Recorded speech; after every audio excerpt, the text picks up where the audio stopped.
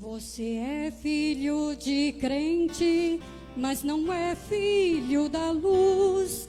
Você nasceu no Evangelho e não aceitou Jesus. Seus pais são filhos de Deus, mas porém você não é.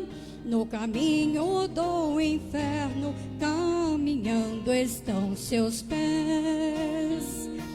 Mas não pense que o Senhor te terá por inocente. Você conhece a verdade, você é filho de crente. Não fique facilitando, pois a morte é surpreendente. Você conhece a verdade, você não é inocente. Sendo ainda criança, vim à igreja com seus pais, que até hoje continuam, só você que não vem mais. Fez-se inimigo de Deus e filiou-se a Satanás, mas tenho plena certeza que você não vive em paz. Mas não pense que o Senhor te terá por inocente. Você conhece a verdade, você é filho de crente. Não fique facilitando, pois a morte é surpreendente.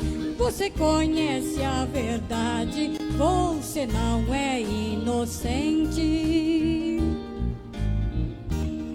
Trocar a paz pela guerra, trocar a luz pelas trevas, trocar Deus por esse mundo, bela vida que tu levas.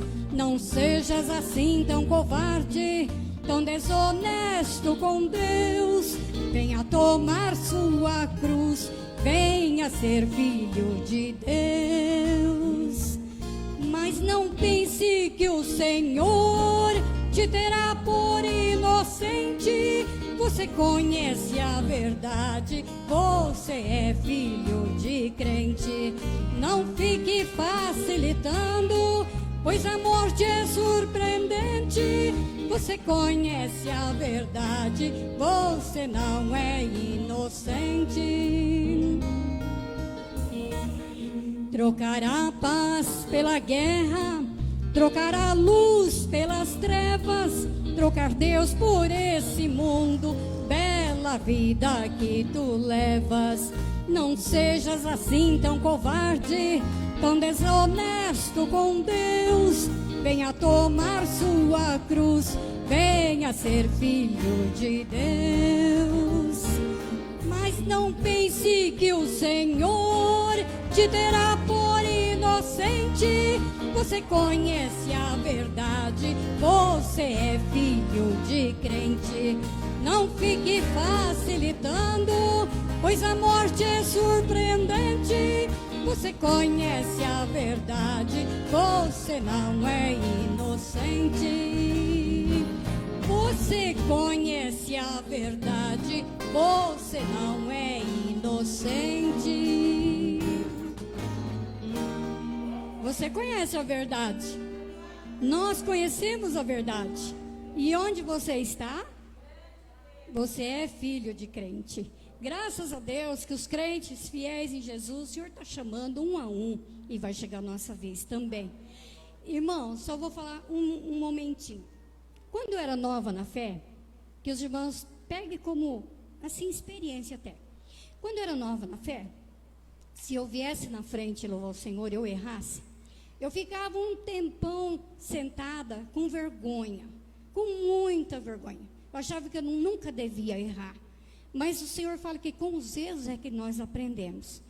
E então assim, eu fui aprendendo que o erro é humano, nós erramos, né? E nem por isso eu deixei mais de louvar o Senhor quando o Senhor me ensinou isso. Errei uma vez, vou na próxima vez. Se eu errar de novo, eu vou continuar de novo. O que importa é que eu não pare nunca. É melhor tropeçar do que cair e não levantar. Certo, queridos? Ainda que eu tropece aqui, ali, vou chegando lá. Mas o que importa é que eu vou continuando andando, tropeçando. Mas caindo não, né? No chão. E se eu cair, o Senhor me levanta. Se você cair, o Senhor te levanta. Não se esqueça disso, tá? Só mais 2 corinhos. Pai, segura minha mão. Pai, segura minha mão. Tenho medo de cair. Oh, Pai, não deixa não. Segura minha mão. Pai, segura minha mão. Pai, segura minha mão. Tenho medo de cair. Oh, Pai, não deixa não. Segura minhas mãos. Pai, o inimigo é tão cruel. Ele quer me ver no chão. Tenho medo de cair. Oh, Pai, não deixa não. Segura minhas mãos. Pai, segura minha mão. Pai, segura minhas mãos.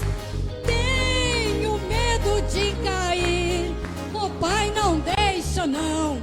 Segura minhas mãos. Pai, o mundo é tenebroso. Nele só tem ilusão. Tenho medo de cair. Oh, Pai, não deixa não. Segura minhas mãos. Pai, segura minha mão. Pai, segura minhas mãos. Tenho medo de cair. Oh, Pai, não deixa não. Segura minhas mãos. Pai, as lutas são tão grandes, mas eu sei que vou vencer. Estou segura em suas mãos e pelo seu poder eu não vou perecer. Pai, segura minhas mãos. Pai, segura minhas mãos. Tenho medo de cair. Oh, Pai, não deixa não. Segura minhas mãos. Pai, o mundo é tenebroso. Nele só tem ilusão. Tenho medo de cair. Oh, Pai, não deixa não. Segura minhas mãos. Pai, segura minhas mãos. Pai, segura minhas mãos. Tenho medo de cair. Oh, Pai, não deixa não. Segura minhas mãos. Pai, as lutas são tão grandes, mas eu sei que vou vencer. Vou, estou segura em suas mãos e pelo teu poder eu não vou perecer. Pai, segura minhas mãos. Pai, segura minhas mãos. Tenho medo de cair. Oh, Pai, não deixa não. Segura minhas mãos. Ah, como é bom servir a Deus. Não deixe de Jesus por nada desse mundo. Não deixe por nenhuma vaidade, por nenhuma ilusão, porque o mundo passa com as suas concupiscências, mas aquele que faz a vontade do Senhor permanece para sempre. Tudo passa, tudo é ilusão. A vida é ilusão, a mocidade, né? Também fui jovem, cheia de vida, cheia de saúde. O tempo passou tão depressa. E está passando, mas eu continuo amando Jesus. Eu continuo amando. E eu amo Jesus, eu amo os irmãos sabem disso? Quando você apaixonar por Jesus, você vai apaixonar pelas almas. O que você quer de alegria para você, você vai desejar. É isso que Jesus quer de nós, paixão pelas almas. Então agradeço a oportunidade que Deus nos concedeu, pela saúde, pela vida. Orem pelo meu esposo, pela nossa família. E Deus conforte e console o coração dos irmãos que passaram pelas dores como eu passei. No nome de Jesus eu agradeço. Glória a Deus. Só Deus.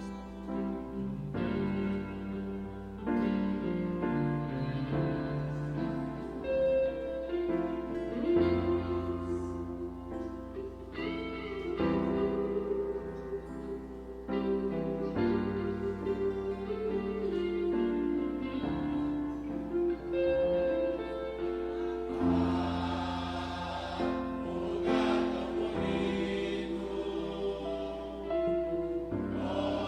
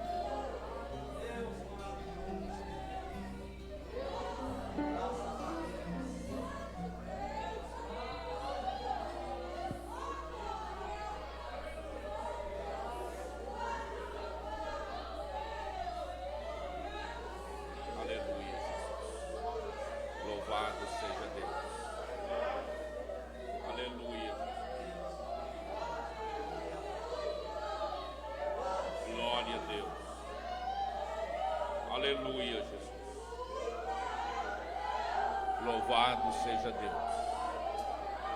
Graças a Deus. Deus bendito. Louvado seja Deus. Aleluia, Jesus. Deus eterno. Louvado seja Deus. Deus eterno e soberano. Glória a Deus. Aleluia, Jesus. Deus bendito.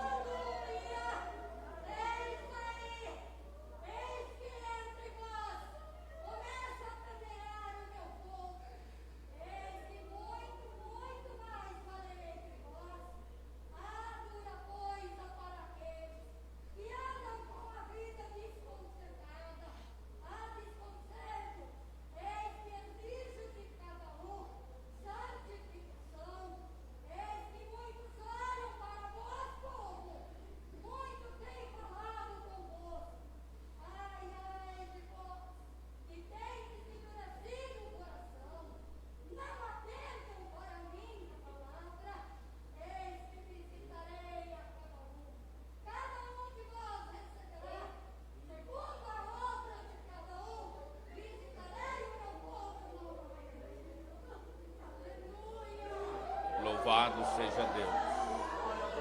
Aleluia, Jesus.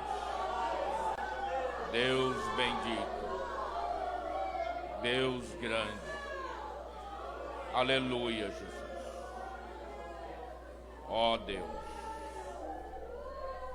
Quero saudar a todos os irmãos, amigos, com a paz do Senhor Jesus.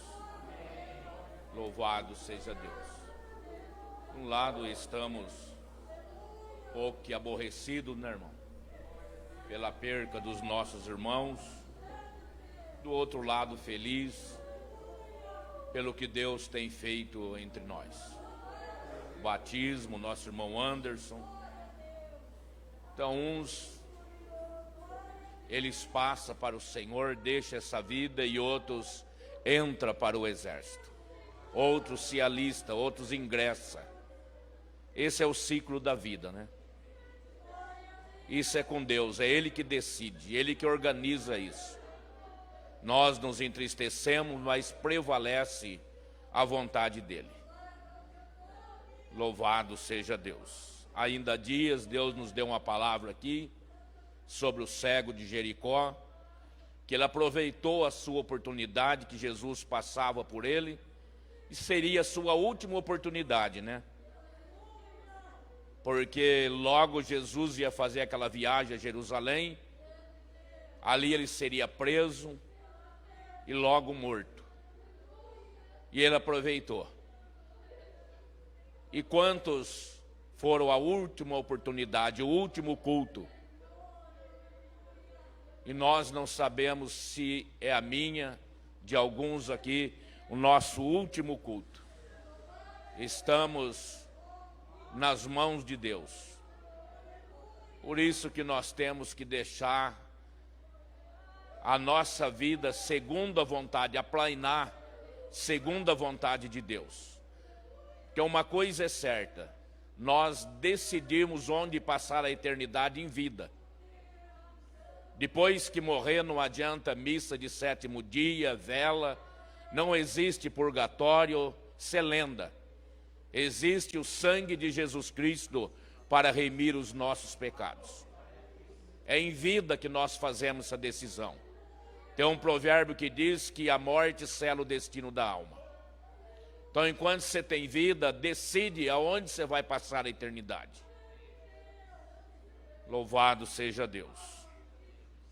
Desejo ler com os irmãos um texto sagrado. Se encontra em Mateus capítulo 24 e versículo 36. Louvado seja Deus.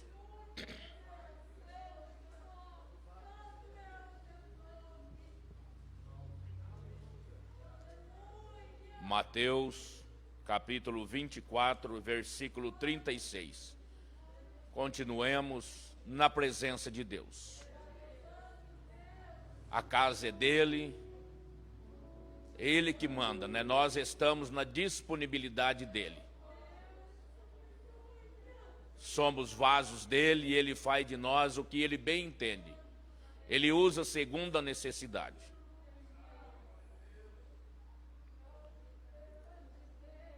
Leamos. Porém, naquele dia e hora ninguém sabe, nem os anjos do céu, nem o Filho, mas unicamente meu Pai. E como foi nos dias de Noé, assim será também a vinda do Filho do Homem.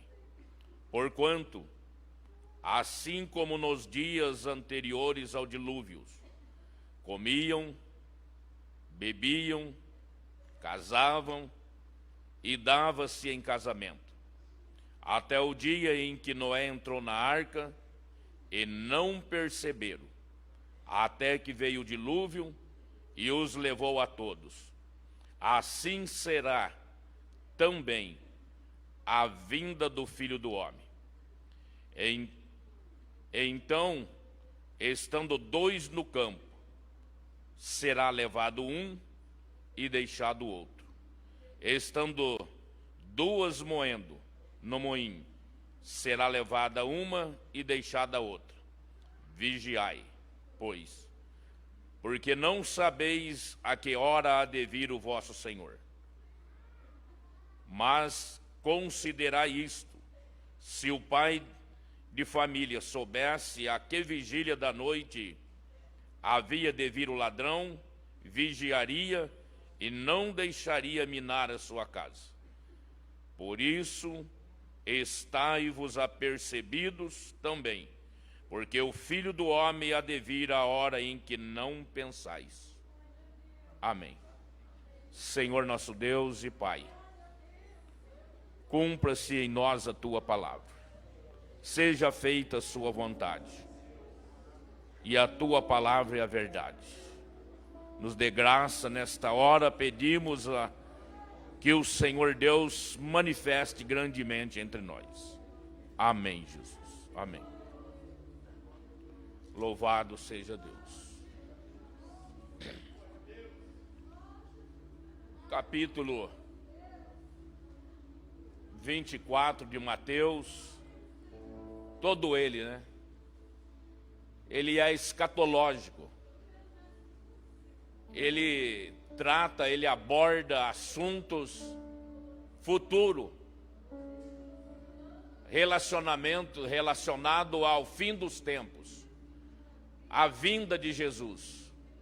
E eu estou observando que desde o início, louvores, palavra, tem direcionado para isso, tem nos informado sobre isso. E as coisas de Deus não é por acaso, não.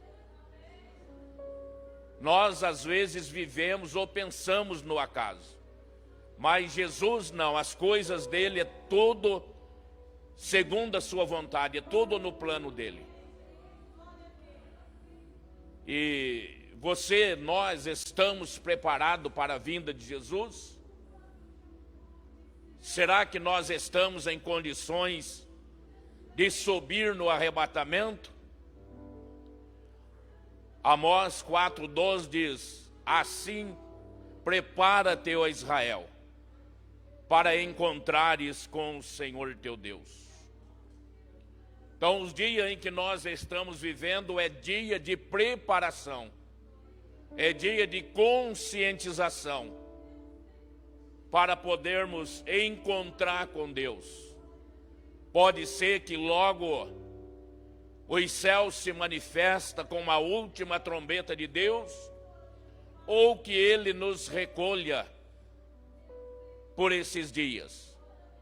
Mas independente da forma, a questão é estarmos preparados para esse dia glorioso. Aí sim será um dia glorioso de vitória para os que receberem o bem-vindo de nosso Senhor Jesus Cristo. Jesus, ele sai do templo com os seus discípulos, e os discípulos logo indagam ele mostrando para ele a estrutura do templo. E aí ele olha para os discípulos e diz: ó, tudo isso daqui, essa estrutura, esse monumento, não vai ficar aqui pedra sobre pedra que não seja derribada. Ao invés deles estarem ainda assimilando o que eles tinham ouvido dentro do templo, colocando a vida deles sobre a palavra que eles já tinham ouvido, eles estavam preocupados com a estrutura do templo, preocupados com a matéria, preocupados com ostentação. Aí Jesus logo, ele foi enfático. Ó, não põe o coração nisso, não fica aí envaidecido por isso, porque tudo isso aqui vai ficar. Tudo isso é matéria. E eles caminharam para o Monte das Oliveiras. Chegando lá, os discípulos logo o indagaram Jesus de quando seria esse acontecimento, quando que seria essas coisas. E aí Jesus, ele começou a descrever para eles as coisas que deveriam acontecer, que antecedia a sua volta, que ia anteceder a sua manifestação, que ia anteceder o seu regresso, que ia anteceder o dia que ele viria para buscar a sua igreja gloriosa.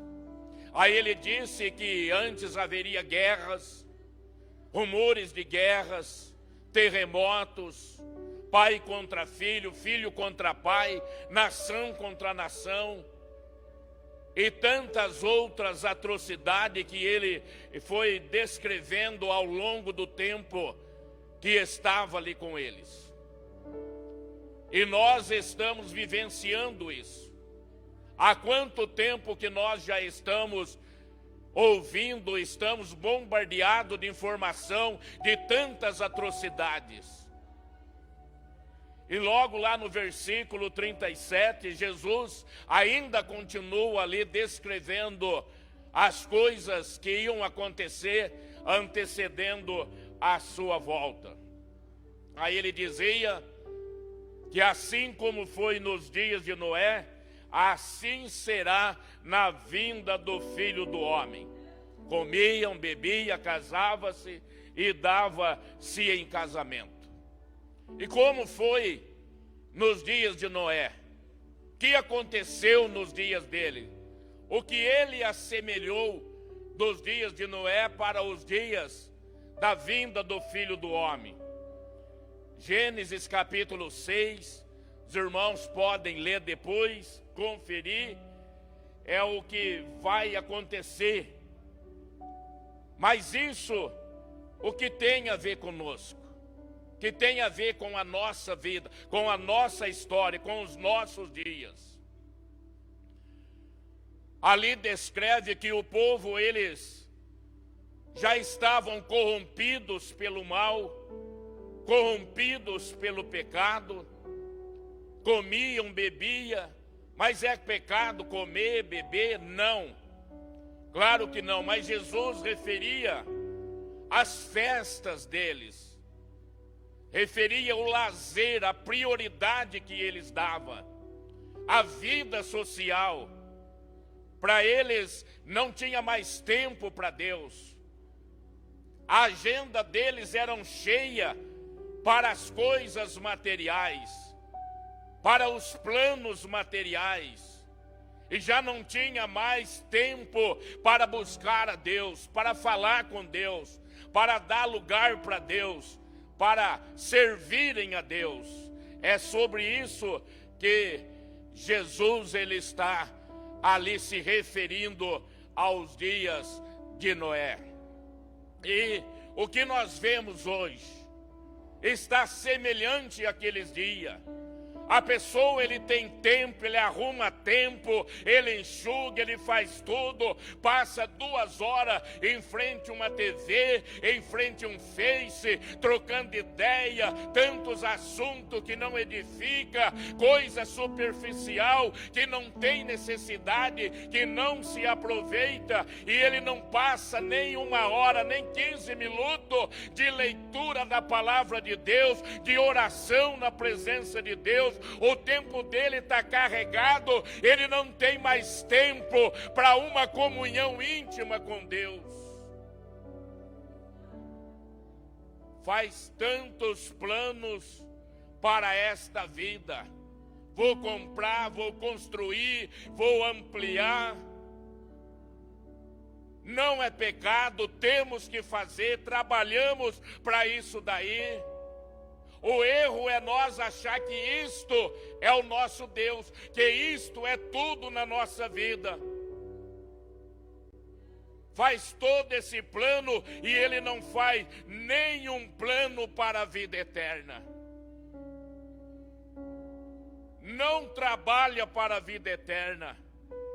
E às vezes ele acha que é só batizar e cultuar que já está certo. A Bíblia diz: aquele que crer e for batizado será salvo. Ele ainda não está, porque ele ainda precisa passar por um ciclo de vida cristã, de santidade diante de Deus, de comunhão com a igreja, com os irmãos, de relacionamento com Deus, por algumas provas, e ter uma caminhada, uma jornada de fé e de contato com Deus, de experiência com Deus. A reunião de oração, ela não é frequentada. E às vezes alguém diz: mas eu oro muito em casa. Eu acredito. Tem muitos irmãos que têm uma vida regular de oração em casa. E eles só não vêm para o culto por alguma questão física ou outra circunstância. Senão ele estaria. Mas pessoa que diz que ora muito em casa e ele tem condições de estar no culto e não está, não é verdade. Porque se ele tivesse mesmo essa vida regular, ele tinha sede pelos cultos. Ele tinha vontade do culto. Ele não trocaria o culto por nada, por nenhuma coisa material, nem por o bem-estar da carne. E nós temos certeza disso, que nós temos pessoa que ele tem tanto problema, mas ele vem de a pé de longe, mas ele está nos pés de Jesus, ele está clamando, ele está com um plano, fazendo plano para a vida eterna. E a Bíblia diz que casava e dava-se em casamento. E o que é isto? Os casamentos mistos. Crente com os descrentes. Está lá em Gênesis capítulo 6, versículo 1 e 2. Os filhos de Deus se envolvendo, entrelaçando relacionamento, casando com a filha dos homens. Quem são os filhos de Deus? Os descendentes de Abel, o adorador. E quem são as filhas dos homens? Os descendentes de Caim, o corrupto, o invejoso, o idólatra. Então, que comunhão tem entre a luz e as trevas? Tanto que, quando Balaque quis contratar Balaão para amaldiçoar o povo de Deus, porque eles vinham vencendo reis, possuindo a terra, e estava chegando perto dele, ele se preocupou e falou: preciso parar esse povo. E foi atrás de Balaão. Balaão tentou até receber suborno, mas Deus falou com ele que ele não poderia amaldiçoar aquilo que Deus havia abençoado. Mas no final da história ele acabou dando uma informação: esse povo é indestrutível. Não tem jeito, você não vai parar eles nunca, é Deus que abençoa. É Deus que está na história deles. É Deus o capitão deles. Esse povo é indestrutível. Só tem um jeito de se acabar com eles. Faz eles pecar. Que jeito? Dá os seus filhos e filhas em casamento e eles também vão fazer essa permuta. Aí Deus vai entristecer. E aí eles estão sem a proteção de Deus. Deus vai afastar. Foi por esse meio que eles começaram a se enfraquecer.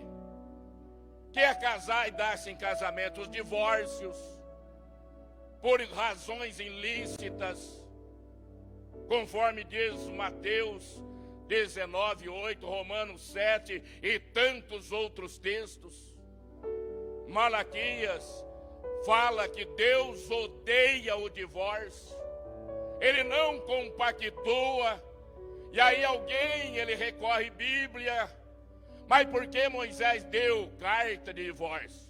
Por causa da dureza do coração. E as pessoas vão perder a salvação. Por quê? Por causa da dureza do coração. Porque não deixou a palavra entrar, penetrar e fazer morada, limpar, purificar, qualificar para ir para a glória celestial.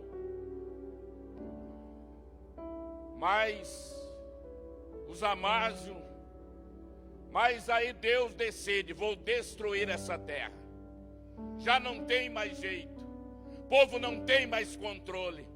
Perderam a presença, perderam o senso de santidade, perderam o temor de Deus. E eu me arrependo de ter feito homem e eu a vou destruir. Mas aí, no versículo 8 de Gênesis, diz a palavra: mas Noé achou graça aos olhos de Deus. E no versículo 9 diz: a geração de Noé era justa e ela andava com Deus. E aí, destruir também um povo justo, que tem temor, que anda na verdade, que é sincero. Como? Deus, é claro que não é injusto, e Ele preparou o meio de salvação para aqueles que têm compromisso com Ele. Porque Noé, no meio de uma geração corrompida, no meio de uma geração adúltera, no meio de uma geração incrédula, no meio de uma geração pecadora, no meio de uma geração que não lembrava mais de Deus, que esqueceram Deus, ele era justo e ele andava com Deus. E nós precisamos também ter o mesmo caráter. Precisamos andar pelo mesmo caminho. E aí lá no versículo 13 diz que Deus chega a Noé, ele fala com Noé, ele diz: vou destruir os homens, mas faz para ti uma arca para salvar tu e a tua família, que contigo estabelecerei a minha aliança, estabelecerei um concerto contigo. Nós temos aliança com Deus? Será que nós temos esse selo, essa certeza da nossa salvação? Porque eu sei que no meio de toda essa corrupção, no meio de toda essa atrocidade, Deus tem uma geração de Noé que está interessada em buscar a Deus, que dá a vida para Deus, que consagra a Deus, que tem revelação de Deus, que tem temor de Deus, que tem intimidade com Deus, que tem sede de Deus. Eu sei que Deus tem. E aí Noé começa a fazer a construção da arca. E Deus havia dado para ele já ali o modelo da arca. Comprimento, altura, os repartimentos. Porque ele não poderia fazer da forma que ele pensasse. Sabe o que é isso? Nós não definimos o modelo da arca, não. É Deus que dá. para nós hoje o que significa a igreja, o lugar aonde nós buscamos a Deus, aonde nós ouvimos a palavra de Deus, aonde nós sentimos o seu poder, aonde nós sentimos comunhão, aonde nós recebemos autoridade, aonde nós temos revelação, aonde Deus tem uma promessa, aonde ainda Deus fala, aonde Deus ainda exige, ainda onde Deus não abriu a porta, aonde Deus ainda não deu o liberalismo, não. Deus não liberou nada ainda para fazer do jeito que quer, do jeito que eu penso, do jeito que é mais bonito, não. É do jeito que Deus decide. Qual o seu modelo? Batismo em nome de Jesus, Atos 2:38. Uso do véu para orar e profetizar, 1 Coríntios, acho que é 11. A ceia com pão ázimo e vinho puro, Êxodo 23:18, Levítico 23, do 6 ao 11. São os modelos que Deus foi traçando para a sua igreja. Lava-pés com ceia, lava-pés que está em João, capítulo 3, 1 Timóteo 5:10. Saudação com ósculo, que está em Romanos 16:16. Vestes com pudor e modestia, que está em 1 Timóteo 2, 9 e 10. Não é a moda que eu acho que me cabe, que eu fico atraente, que eu sou cobiçado, que eu sou cobiçada, que eu vou arrumar pretendente. Não, é do jeito que está a palavra de Deus. Esse é o caminho, essa é a porta, esse é o modelo que Deus descreveu para a noiva, para a igreja, que tem o teu nome, tem o seu sangue glorioso. Esse é o modelo. Se tem algum outro modelo aí, eu tenho certeza que não é Deus o arquiteto, não. É bíblico, está na Bíblia o que nós estamos mencionando. E aí, ele mandou betumar essa arca, por dentro e por fora. Sabe o que é isso? É que as águas não podiam entrar na arca. As coisas lá de fora não podiam entrar para dentro para não afundar. O que eu entendo? Que as coisas do mundo não podem entrar dentro da arca, não, porque senão ela afunda. Quantas arcas estão afundadas, quantas arcas sem direção, quantas arcas perderam o domínio, porque deixou o mundo entrar dentro. Aqui quem decide é Deus. E aí Deus disse para ele, para Noé, o que ele podia colocar dentro da arca e o que não podia pôr. Não é ele que falou, eu acho aquele mais bonitinho, aquele cabe melhor, é esse com esse, aquele com aquele, não. É Deus que decide o que fica na igreja e o que sai. Nós não colocamos ninguém na comunhão e nem tiramos. A vida de dignidade, de santidade, faz com que a pessoa esteja na comunhão. Dá para ele o direito de estar na comunhão. E o que ele pratica também, dá para ele o direito de estar fora da comunhão. E agora essa questão comunhão tem duas fases. Eu posso estar na comunhão da igreja porque não foi mencionado o meu nome, mas eu posso não estar em comunhão com Deus. Sabe por quê? Porque minha vida está fora da palavra. Eu falo o que eu quero, ando para onde eu quero, faço o que eu quero, visto o que eu quero. Então não está na comunhão. Só vão subir no arrebatamento aquele que tiver enquadrado dentro do que Deus decide, o que a igreja faz, o que a igreja usa e o que a igreja é. E aí Deus falou para ele, você também abastece a arca. Traz todo o alimento que vai durar por todo o tempo que tiver necessidade. Sabe o que eu entendo? É que dentro da arca, dentro da igreja, tem todo o alimento para o crente sincero alimentar. Tem tudo que ele precisa aqui dentro. Não precisa sair da arca para ir buscar lá fora, não. é casamento, é alimento da fé, é conselho, é oração, é cura, tantas outras coisas. Quantos que saíram da arca para ir buscar lá fora e não voltaram? Saíram da arca para ir lá fora e morreram, porque se Noé saísse, ele teria sucumbido ali na arca. Outra coisa interessante é que não foi Noé que pilotou a arca, não. Não foi ele que direcionou. Sabe quem guiou a arca? Foi Deus. Não tinha leme, Deus que guia a igreja, Deus dirige a igreja. Por isso o nosso culto, ele não é um culto formal, é um culto na direção de Deus, porque é Deus que dirige a igreja, é Deus que dirige o seu povo, é Deus que dirige a nossa vida. E aí, durante a construção, Noé pregava, foi 120 anos, o povo conserta, vai vir o dilúvio, vai vir a chuva, Deus está aí anunciando. Sabe o que o Paulo falava? Ele é bobo, está falando demais, está jogando chapéu, deixa ele para lá.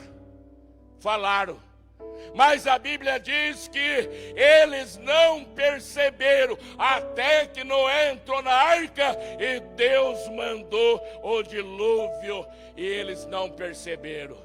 É o que nós estamos vivenciando. Deus fala aqui, Deus fala ali, Deus alerta, Deus chacoalha, mas o povo não está entendendo a mensagem da palavra de Deus, não.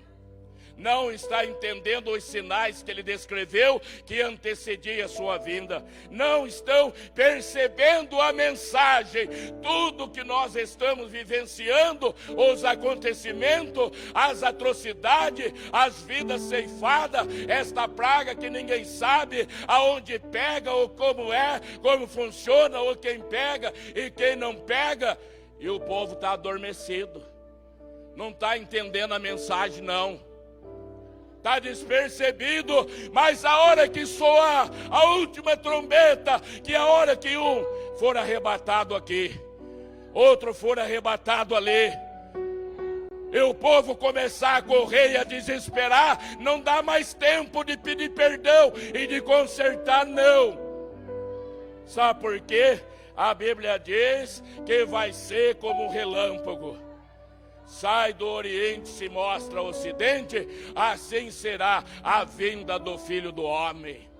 Então é tempo de nós estarmos apercebidos, porque a Bíblia diz que terminou o tempo, terminou a construção, Noé entrou na arca com a sua família. Entenda bem isso. Noé era justo e andava com Deus, mas por causa do testemunho dele, a família também recebeu o direito de salvação. Sabe o que é isto? A sua fé, a sua fidelidade, a sua forma de crer, a sua forma de servir, primeiro tem que contagiar a sua família. Quer ganhar o mundo e não ganhou a família, quer ganhar o mundo e não ganhou o filho, quer ganhar o mundo e não ganhou sua casa ainda, quer pregar para o mundo e não prega para sua casa, quer consertar o mundo e não conserta sua casa. Mas ele entrou e a porta fechou, não tem mais jeito. Acabou a oportunidade, o tempo foi. E aí a Bíblia diz que ele chega, Senhor, abre-nos, abre-nos, abre-nos a porta. Vai falar, não tem mais jeito, você teve sua oportunidade, você teve todo o tempo do mundo. Você teve tanta oportunidade, você ouviu tanto a palavra. Agora não tem mais jeito, mas é agora, não dá mais. Ah, mas eu cantei, eu profetizei, eu testemunhei, eu li, eu recitei. Olha, é tanta coisa. Ele vai falar, eu não te conheço, partai-vos de mim. Foi o que aconteceu com a geração de Noé. E assim como foi nos dias de Noé, assim será na vinda do Filho do Homem. E aí Noé entra na arca, a chuva vem, as ondas sobem, e quando as águas subiam, a arca subia. Sabe o que é isto? Para a igreja que está firmada em Deus, que anda com Deus, que teme a Deus, o povo que é reto. Esse mundo vai formar sua tempestade, mas quanto mais tempestade, mais alto a igreja vai. Quanto mais problema, mais perto de Deus a igreja está. Quanto mais nós ouvimos acontecimento, mais comunhão a igreja tem. Vou voltar a dizer o que eu disse outro dia. Tem um louvor que ele não foi escrito por acaso, não. Que fala que os mais belos hinos e poesia foram escritos em tribulação. É no meio desse caos, é no meio desse bombardeio, é no meio dessas pestes que a igreja vai subir no arrebatamento glorioso da igreja. Passa a tempestade, passa a praga, passa a peste. A arca baixa num lugar diferente, numa outra terra. É a igreja do Senhor. A hora que passar, que a arca subir, nós vamos estar em outra terra. Sabe aonde? Na Nova Jerusalém. Em outro lugar, um outro ambiente. Sabe o que Noé fez? Ele não foi fazer uma casa, ele não foi fazer comida, ele não foi procurar vizinho. Ele levantou um altar e foi adorar a Deus. É isso que a igreja tem que fazer aqui, se quiser continuar fazendo na eternidade. Que Deus assim abençoe cada um dos nossos irmãos. E continuemos vigilantes, porque pode ser hoje ainda. Você vai ver a cidade desesperada, trombeta para todo lado, buzina de carro. E daqui a pouco alguém foi arrebatado. E Deus nos ajude de sermos também, porque se ficar, eu imagino o caos e a tristeza. E tem uma teoria maligna aí que tem a segunda chance, a oportunidade de ir no segundo arrebatamento. A Bíblia fala da segunda ressurreição, mas é ressurreição, a segunda ressurreição. Porque a primeira ressurreição é para aqueles que morreram em Cristo. E a segunda ressurreição é para aqueles que morreram sem Cristo. Mas arrebatamento não tem dois, é um arrebatamento. E que Deus nos ajude a igreja a subir no primeiro arrebatamento. Deus abençoe. Falou o Senhor a Moisés dizendo: fala a Arão e aos seus filhos dizendo: assim abençoarei os filhos de Israel, dizendo-lhes: o Senhor te abençoe e te guarde. O Senhor faça resplandecer o seu rosto sobre ti e tenha misericórdia de ti. O Senhor sobre ti levante o seu rosto e te dê a paz. Assim porão meu nome sobre os filhos de Israel, e eu os abençoarei. Amém. Assim que Deus continue abençoando cada um dos irmãos. Amém.